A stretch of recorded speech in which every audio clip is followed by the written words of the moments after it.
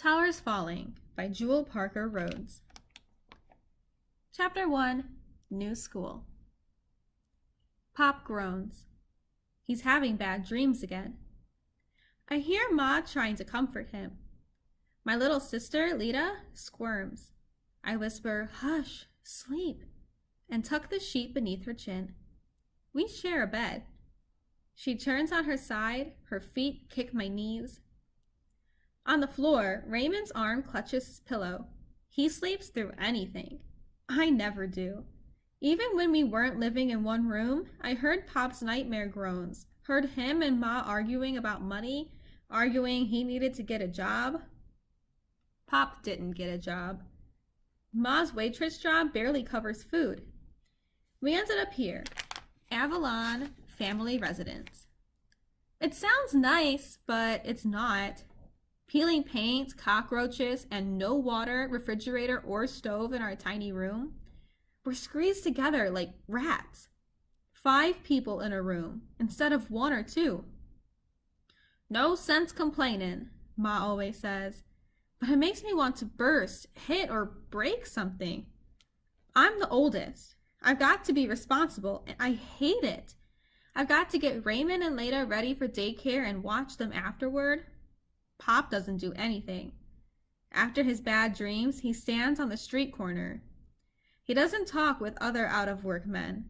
He freezes like no one else exists.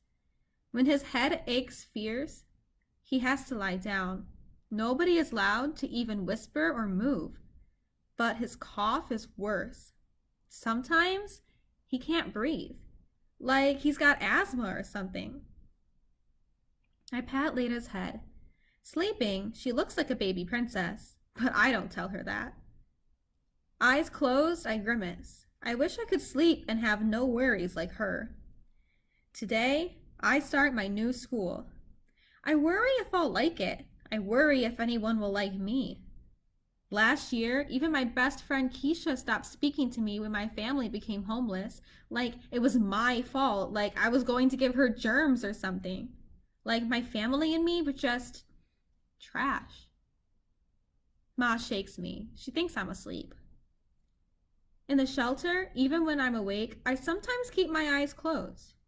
What I see makes me angry. Sad-looking people. Nice, but sad. Some creepy people, too. Homeless shelters have their own kind of gangs. I'm used to gangs. Places we lived always had gangs. But shelter gangs aren't about guns and drugs. They're about roaming, stealing, keeping an eye out for what can be taken. I'm not used to eating with thieves in a gross cafeteria or passing them in narrow halls where they try to jump you, steal your shoes or money. I walk the halls with fists ready. Deja? Ma says softly. Here. A pink ribbon sways like a snake above my face. Ma knows I don't like pink, but she must have found the ribbon or bought it cheap. Thanks. You get ready now. I'll take Ray and Leda to daycare. You'll be late for work. Better than you being late for your first day of school. She doesn't smile. I don't remember the last time Ma smiled. She's always tired with dark smudges beneath her eyes. Thanks, Ma. Her boss will yell at her. Even if she's just 10 minutes late, he'll pay her an hour less. Worse, I'm not sure I want to go to school. School doesn't help with real life. Double worse, Pop should get up, but he doesn't. He tosses and turns, tangling sheets. Pop's never any help. With Ma at work, I'm the one to tell Ray and Leda there's no money for ice cream when the Mr. Softy truck chimes. No clothes without patches, no Nickelodeon. Our TV was sold months ago. I ball my fist. I could punch something. Instead, I get up, kiss Ma, and grab my clothes. I hope no one else is in the women's bathroom. I hope there aren't any boys trying to look in. Chapter 2, Homeroom. I quickly open the door. My mouth is pressed tight, mean. Arms crossed, I look around, daring anybody to disrespect me. But nobody's paying attention to me. Everyone's giggling, meeting up with friends. What'd you do? What'd you do? I hear Disney World, Jersey Shore, basketball camp. I hope the teacher doesn't say, write an essay about your summer vacation. If she does, I'll leave the paper blank. Else I'll have to lie. Say eviction is the best vacation. Hearing Ma weeping and Pa wheezing, cracking his knuckles while Leda sucks her pacifier double time and Ray holds my hand. I never lie. I won't. It's better to keep quiet. My family has never had a vacation. Less Pop not working is a vacation. I do remember one afternoon in Central Park. Raymond had a blue and cherry ice. I had a pretzel with salt.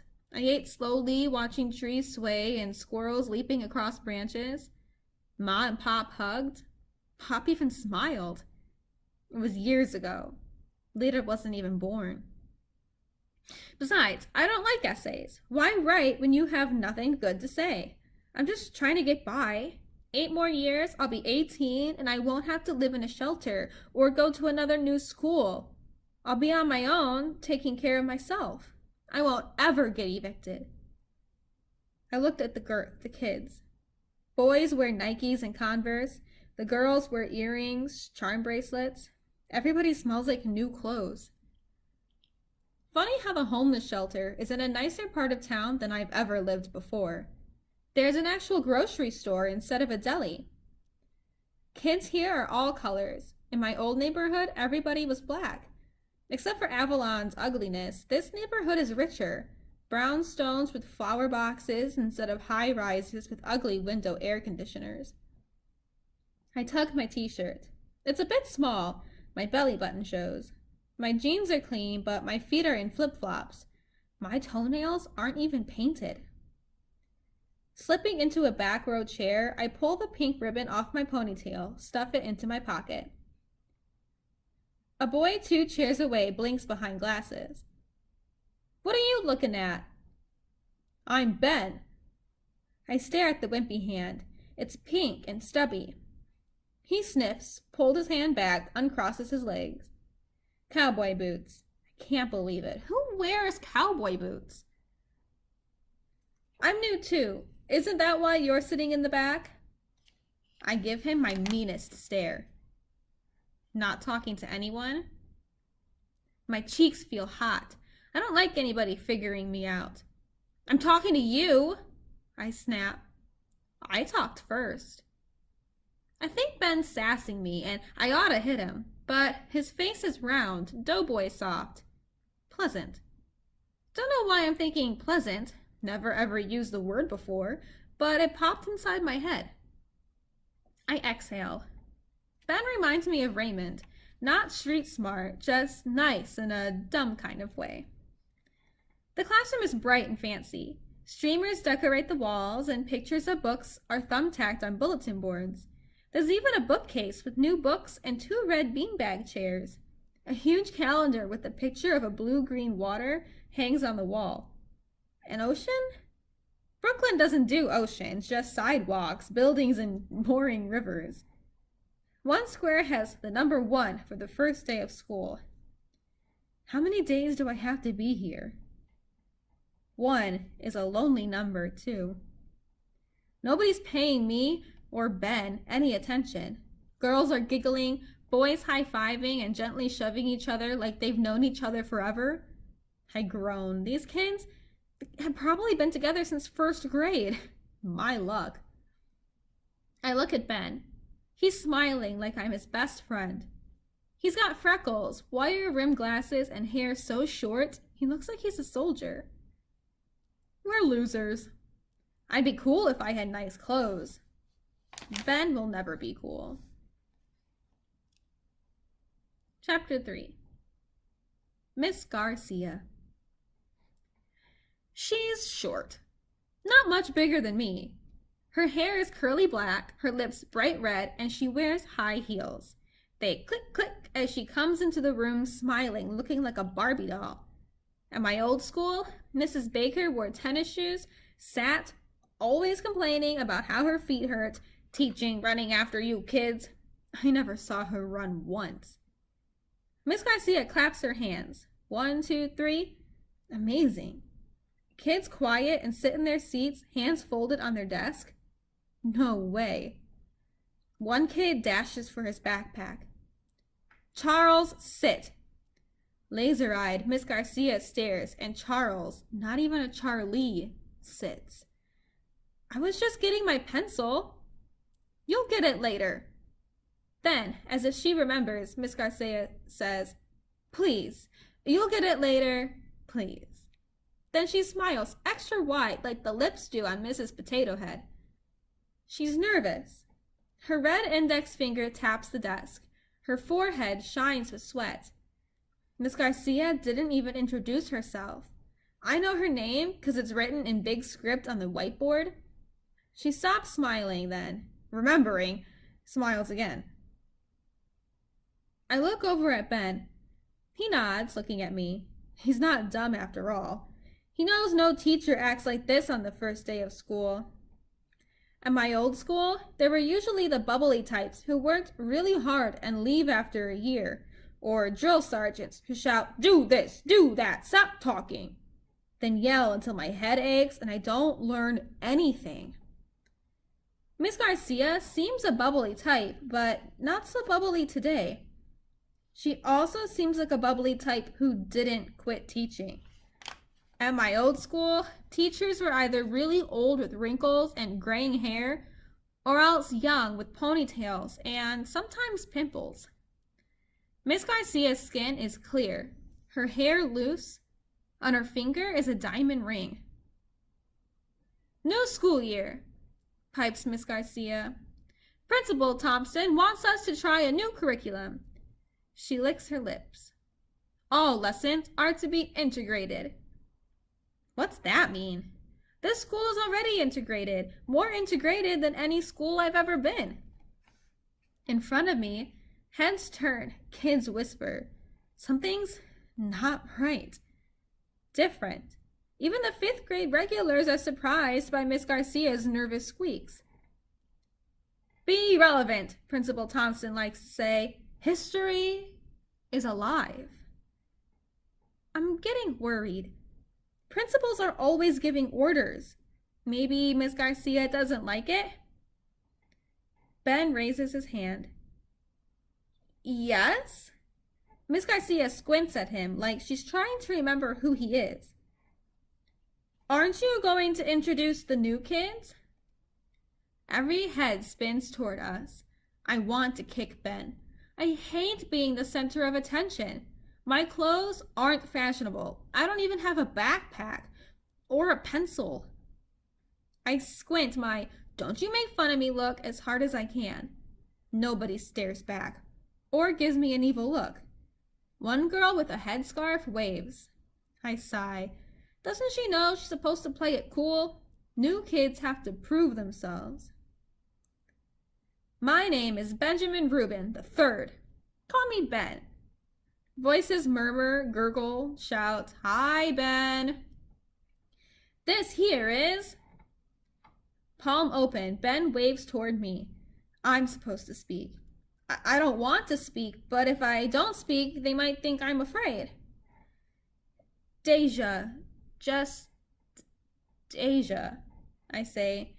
The original, one and only. I don't say my last name, because in my old neighborhood, folks knew the Barneses were really poor. Saw boxes of our clothes, Ma's trunk, her hope chest, she calls it, broken in the street. Saw Leda hanging onto her raggedy baby doll. Raymond crying. Me helping Ma and Pa stuff what they could in the car and still have enough room for the 5 of us to sleep. After a month living in the car, we got a room at Avalon. Welcome, says Miss Garcia, and I notice this time her smile is for real. We don't get many new students, especially in the 5th grade. Nope, says the girl with the scarf. We're a small school. Most of us have been friends since 1st grade. I knew it. Welcome, Benjamin and Deja. Students, say hello to Ben and Deja. Kids say hi. Some say their name. I'm surprised. For the first time, Miss Garcia looks relaxed, happy. Then she stands taller, clasping her hands. We're going to have an interesting start of the year. Special. Miss Garcia is still smiling, but her voice trembles like special is a problem. She breathes deep and shakes herself. Her hoop earrings wiggle. Today is September 6th. This is an important week, says Miss Garcia, looking left at the wall of windows. An important month. I'm worried again. It's September. What's so important about that? School always starts in September. Miss Garcia clasps her hands again. 1, 2, 3. We're all quiet. Our first essay. Please write about your summer vacation. Everybody groans, except Ben. He opens his backpack and hands me a number 2 pencil. I don't know why I take it. Sabine, please pass out the paper. The girl from earlier leaps up. Teacher's pet, I think. Sabine is smiling, passing lined paper to the left, then the right, between aisles. Some kids even say, "Thanks, Sabine." She pauses, looks at me. She looks at Ben. She looks at the 2 empty desks separating us. Here. The lined paper flops like a dead bird's wing. I don't take it. Sabine places the sheet on my desk. Here. She smiles, turns to Ben. Thanks. Miss Garcia, I'm going to sit here, between Ben and Deja. That's fine. Sabine sits closer to Ben than to me. Good thing. I was going to yank her scarf if she sat next to me. Chapter, I don't know. Lunch. Sometimes it isn't about what you do, it's about what you see. The cafeteria is bustling with little kids opening superhero or My Little Pony lunchboxes. They're sitting at tables, legs swinging off the ground, giggling, unwrapping sandwiches while teachers watch them. Older kids, 4th and 5th graders, are in line as women with hairnets pile their trays with spaghetti, a fruit cup, and a cookie. Sabine grabs a carton of milk. Ben's got a paper sack, but he goes through the line and grabs an apple and an orange juice. Then they pay. I spin around, push through the flapping doors, and walk into the hall. It's quiet. Everybody's at lunch, including the teachers. These halls are calm, clean. My stomach rumbles.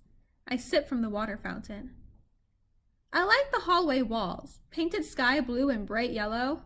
No curse words or graffiti. Most of the walls are blank, but there's a sign for each grade. 1st grade, Mr. Brennan. 2nd grade, Mrs. Shear. All the way up to 5th grade, Miss Garcia. I think the classes are going to decorate the walls with art and class projects. 5th grade will probably post summer vacation essays. My page will be blank. I walk farther down, and on the wall across from the girls' bathroom, there's a world map with colored pins. At the top, the sign reads, Brooklyn Collective Elementary. Who we are, where we're from. Blue pins poke New York. Then there's thread-like spiderwebs cutting across the map to new pins, all different colors, poking at England, the Dominican Republic, Africa, India, and more. Where are you from? Asked Sabine, appearing next to me. I tried to ignore her. Go away, I think. She's munching a breadstick. I'm from Turkey. See, that's my string. I'm not really Turkish. That sounds funny, doesn't it? But my grandparents came from Istanbul. Ben, where are you from? I groan. Can't you two leave me alone? Arizona. To the side of the map, there are extra pins with strings. Sabine picks a new pin and punches it into New York, then stretches the dangling thread far west to Arizona. Where next? What do you mean? Asks Ben. Your people, I say grouchy. She means, where do your people come from? Your heritage, mumbles Sabine, her mouth full of bread. My grandmother was from Mexico. Do you speak Spanish? Asks Sabine, hopeful. No. Too bad. Sabine pokes another pin in Arizona and pulls its thread down to Mexico. Ben and Sabine just stand and stand, saying nothing, driving me crazy. Ben's blinking, his palm touching Mexico. This is stupid, I say, sappy like syrup. Better than sour, quips Sabine. Deja, I bet you're from Africa. No, I'm from Brooklyn. Muntu is from Africa, says Sabine. Nigeria, I think. He's a 4th grader. I meant long ago, murmurs Ben. You mean slavery? How come every white person sees a black person and thinks slavery? You're African American, aren't you? Yes, but I'm Jamaican too. My ma's from Jamaica. Ooh, says Sabine. We don't have Jamaica. Let's stick an orange pin. There. Ben holds out a sandwich. Tuna, he says, not looking at me, just studying the map. I lick my lips. I didn't have breakfast. You can have my cookie, said Sabine, pulling it from her pocket. Chocolate chip. Ma says I'm not supposed to take anything from anybody, but I don't think Ben and Sabine count. They're kids. Nobodies. I bite the sandwich, tasting sweet pickle in the tuna. Immigration, Ben murmurs. 4th grade. America is a land of immigrants, our book said. I scowl at know-it-all Ben. Some were forced. Slaves, Sabine nods. Apache. They were overrun, killed, their land stolen. Sabine and me both look at Ben. With his index finger, he pushes his glasses high on his nose. At my old school, we always talk about who was already here, in America. I never thought about that, I say, and I haven't. Why should I care anyway? Knowing about Apache doesn't buy me lunch. Lenape, says Sabine. 3rd grade, we did a study unit. Lenape first settled what we now call New York. Any Lenape go to this school? I ask, scowling. No, says Sabine. But it seems like everyone else in the world does. I stare at the map. Pakistan, Germany, Japan. The world is so big. Kids from all over. I pluck another orange pin. Orange, for me. I push it into Africa's coast and angle the thread to New York. Thanks for lunch, I say. The bell rings. Come on, says Sabine. Ben walks. His cowboy boots clack on the linoleum. I trail behind, gobbling the rest of my sandwich. I hate Avalon family residence. I like here, walking these halls, amazed that Ben and Sabine, for no reason, decided to be my friend.